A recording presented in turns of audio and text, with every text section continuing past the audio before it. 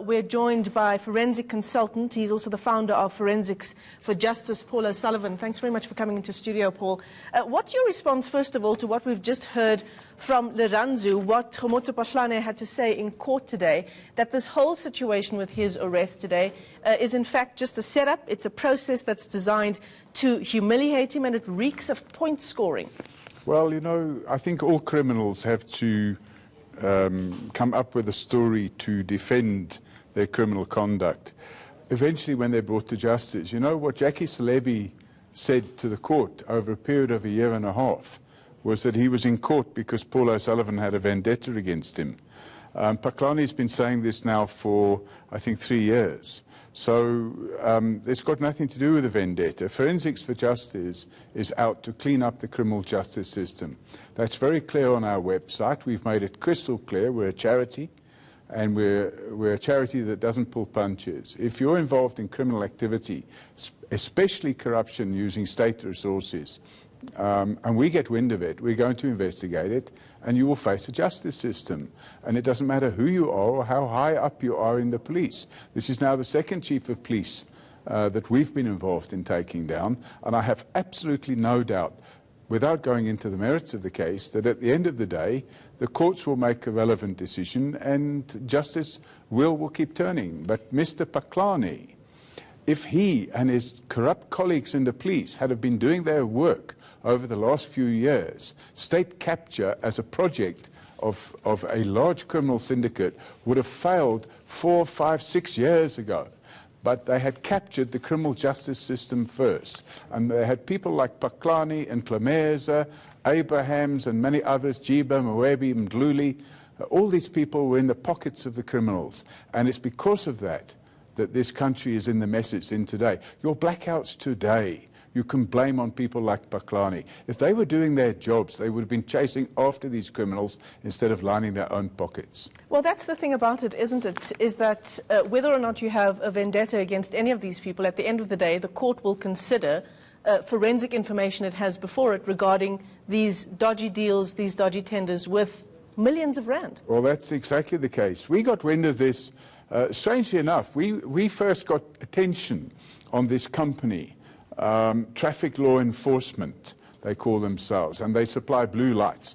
We got wind of them, I think probably as far as 6 or 7 years ago.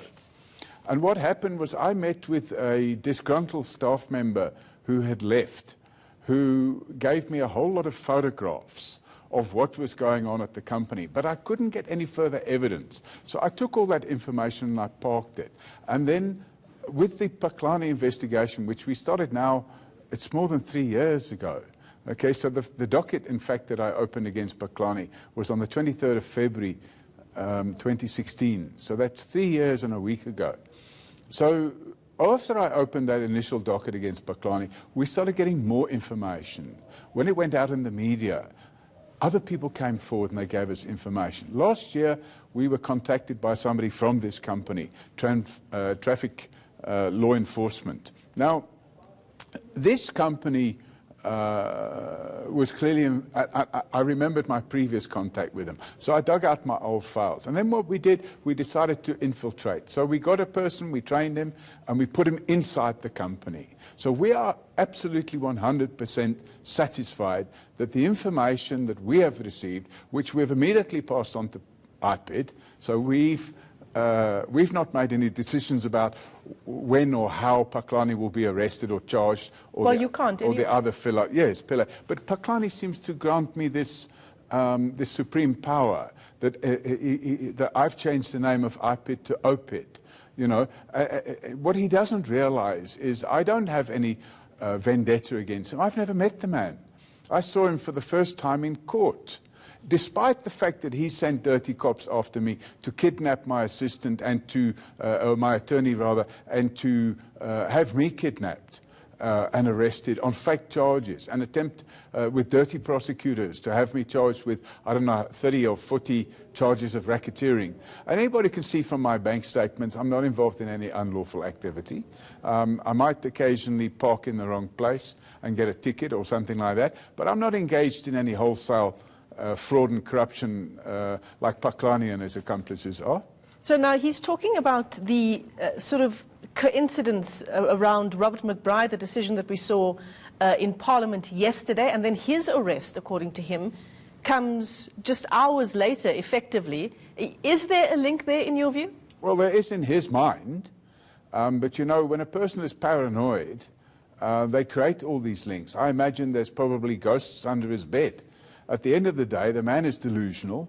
The wheel of justice turns, and nobody can predict when the National Prosecuting Authority... So what he's now trying to say is that O'Sullivan and McBride now control the National Prosecuting Authority. It's impossible. It's absolutely impossible. What he's doing is reflecting back on the last few years when him and his accomplices did control certain elements of the National Prosecuting Authority. Those days are over. The wind has changed direction. The National Prosecuting Authority now has new leadership, and it will comply with its constitutional mandate, which is to act without fear, favour or prejudice. And I have absolutely no doubt. And coincidentally, I spoke to the Director of Public Prosecutions for Gauteng South yesterday in respect of another matter, which is also an IPID matter, coincidentally, because it involves dirty cops.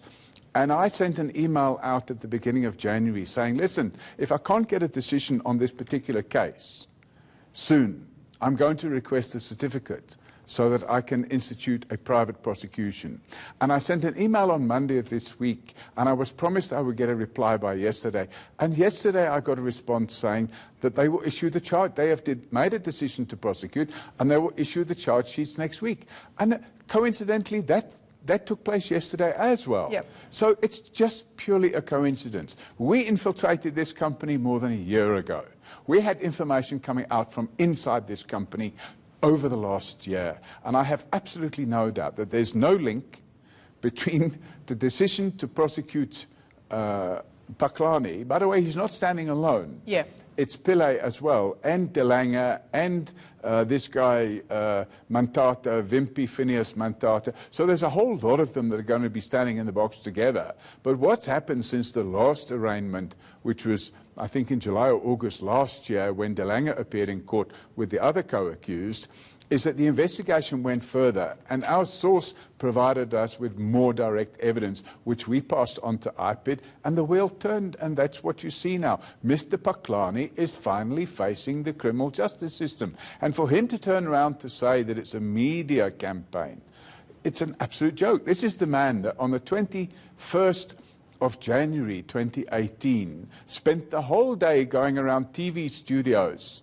2017, spent the whole day going around TV studios and radio stations to tell everybody that I was a criminal.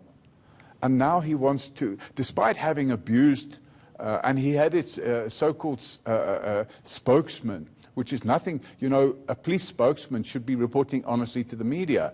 Unfortunately, under the control of people like Phahlane and Celebi, police spokesmen have become paid liars. Paul, let's talk about what happened in Parliament yesterday with Francois Bierkman, the chair of that portfolio committee, that police portfolio committee. He had some strong words for you regarding text messages, WhatsApps, emails that you sent to members of the portfolio committee, saying it was of huge concern. Were you overstepping?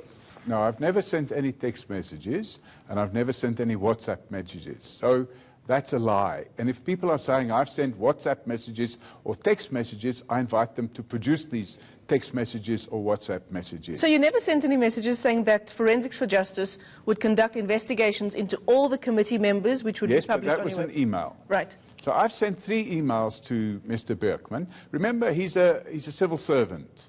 He works for the country. We don't work for him. I paid over 2 million rand in taxes last year. My taxes pays his salary. He's not going to tell me whether or not I can speak to him. I used to think he was a decent bloke. I'm now starting to believe he's like all the other people in the ANC's dishonest. Now, unfortunately, there are a group within the ANC that have been involved in state capture, and there is no doubt in my mind that the members of his committee, one of 2 things, either A, they have a hidden agenda, or B, they're carrying out a political instruction to keep McBride out of his position. So we have to understand why they would do that. And when you understand why they would do that, you understand why it's necessary to take the decision-making process away from that committee. because IPID, under McBride, established that the police attempted to steal 45 million rand from the crime intelligence slush funds through the illegal purchase, without going through any procurement process, of a so-called grabber, which is a piece of electronic equipment. And by the way, you can't lawfully buy them unless you're a police service or an intelligence agency, because it's unlawful to have them because they're interception equipment. So in terms of the Act 72, it's not allowed to be in possession of them. But if you were allowed to be in possession of it, you can buy one for about 4 million rand. Now, they were buying one for 45 million rand from a friendly supplier who was going to leech back 35 or so million of that money. And the money was going to be taken in bags and used to buy votes at the ANC electoral conference. Now, these are all allegations? There's sworn statements. So there are allegations, and what the police have done, the captured police, because we're saying the criminal justice system is still captured. We have a new head of Hawks, Godfrey Lebeya, who I have an enormous amount of respect for. And I wrote to him last year and I said, Godfrey, you're in charge of the Hawks, but you're not in control of the Hawks. I wrote to Shamila Batawi after appointment. In fact, I met her on the way back from Cape Town. She was on the same plane as me, 2 seats away. And I had a discussion with her, and I said, Shamila, you are in charge of the National Prosecuting Authority, but you are not yet in control of the National Prosecuting Authority. We have 9 years of appointments at senior level in the police, the Hawks, and the National Prosecuting Authority that need to be reversed. Those sleeper cells are criminal appointments, and they need to be swept away so that the criminal justice system can be returned to some form of normality where it starts arresting and prosecuting those involved in state capture instead of sweeping the dockets under the table or stashing them away in dark rooms somewhere.